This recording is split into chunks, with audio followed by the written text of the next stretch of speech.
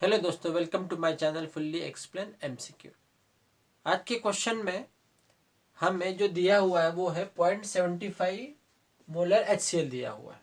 ठीक है, ये रिएक्शन दी हुई है जो रिएक्शन बैलेंस है।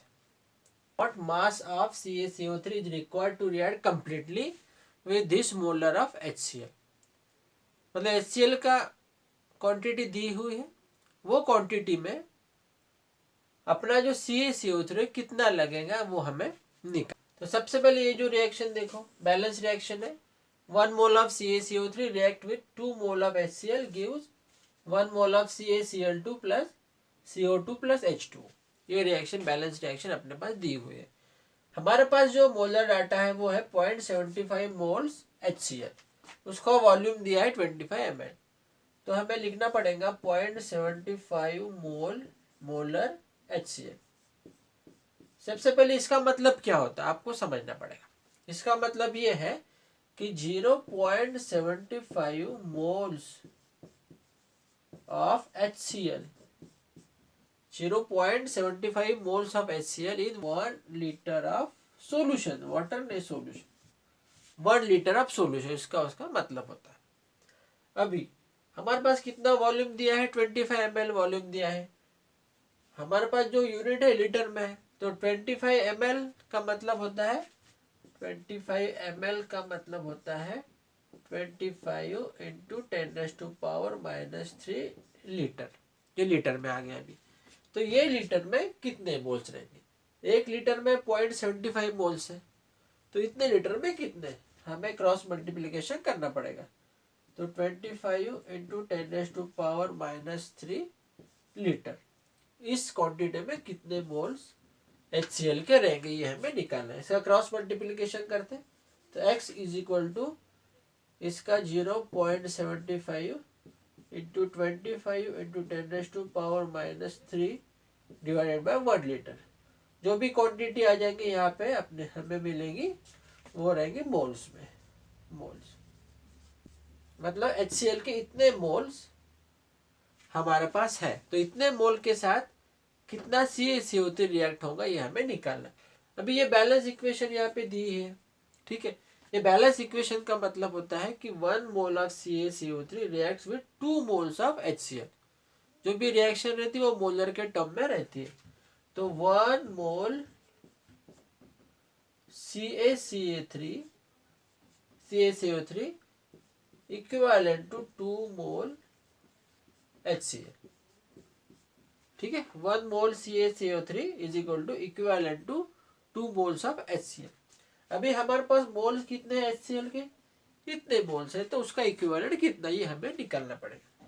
तो हमारे पास जो मोल दिए हुए हैं वो है 0.75 इंटू 25 इंटू 10⁻³ मोल्स, इतने हैं। तो उसके लिए इक्विवेलेंट CaCO3 के मोल्स कितने रहेंगे, इसका क्रॉस मल्टीप्लिकेशन करो। x is equal to cross multiplication 1 into 0.75 into 25 into 10⁻³ divided by 2, इतने मोल्स ऑफ CaCO3 की हमको लगेगी। अभी ये आंसर मोल्स के टर्म में आया है, मतलब CaCO3 की जो हमें मोल्स है वो इतने मोल्स हमको लगेंगे। लेकिन हमें जो निकालना है इन टर्म्स ऑफ मास निकालना है। What is the mass of CaCO3 दिया गया है, तो इन टर्म्स ऑफ मास निकालना है तो आपको मास और मोल्स का जो रिलेशन है वो पता होने को होना। Number of moles of CaCO3 is equal to mass upon molar mass. Molar mass ये उसका रिलेशन है। Moles is equal to mass upon molar mass. अभी हमारे पास क्या दिया हुआ है, मोल्स दिए हुए हैं। मोलर मास हमें पता है, मास हम आराम से निकाल सकते हैं। मोलर मास कैल्शियम कार्बोनेट का मोलर मास कितना रहेगा, देखो कैल्शियम का है 40 एटॉमिक मास है, कार्बन का है 12 प्लस ऑक्सीजन का है 16, 16 इंटू 3 48। इसके आप एडिशन करो आपको मिल जाएंगे, उसका मोलर मास मिल जाएगा 10 + 2 0 1 4 8 100। तो CaCO3 का जो मोलर मास है वो है 100।